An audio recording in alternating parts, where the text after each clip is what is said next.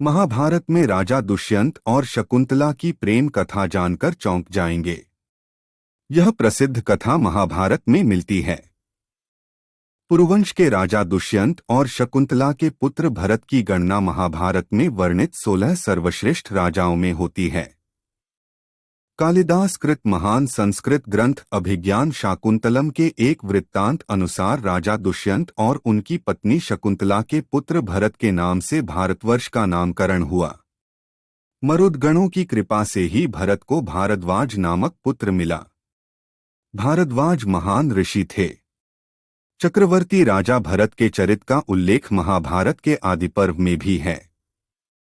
एक दिन राजा दुष्यंत ने वन में कण्व ऋषि के आश्रम में शकुंतला को देखा और वे उस पर मोहित हो गए। शकुंतला विश्वामित्र और मेनका की संतान थीं। दोनों ने गंधर्व विवाह किया और वन में ही रहने लगे। शकुंतला के साथ अच्छे दिन बताने के बाद राजा पुंत अपने राज्य जाने लगे और उन्होंने शकुंतला से वापस लौटकर उन्हें ले जाने का वादा किया।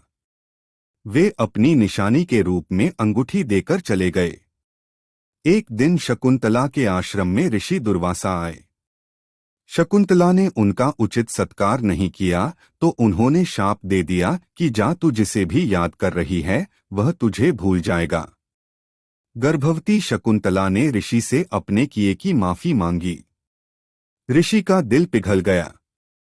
उन्होंने कहा कि कोई निशानी तुम उसे बताओगी तो उसे याद आ जाएगा। शकुंतला राजा से मिलने के लिए निकल गई। रास्ते में वह अंगूठी एक तालाब में गिर गई, जिसे मछली ने निकल लिया। शकुंतला राजभवन पहुंची, लेकिन राजा दुष्यंत ने उन्हें पहचानने से इनकार कर दिया। राजा दुष्यंत द्वार शकुंतला के अपमान के कारण आकाश में बिजली चमकी और शकुंतला की मां मेनका उन्हें ले गई। उधर वो मछली एक मछुआरे के जाल में आ गई, जिसके पेट से वो अंगूठी निकली।